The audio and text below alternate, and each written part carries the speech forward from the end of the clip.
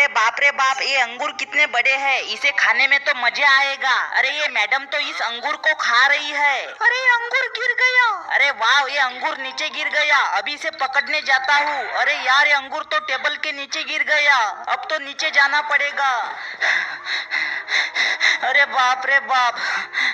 अरे ये मैडम तो इस अंगूर को उठा रही है। अभी इस अंगूर को पकड़ लेता हूँ। अभी ये अंगूर अच्छे से धो लेती हूँ, फिर इसे खाती हूँ। अरे नहीं, मैं तो बेसिन में गिर गया।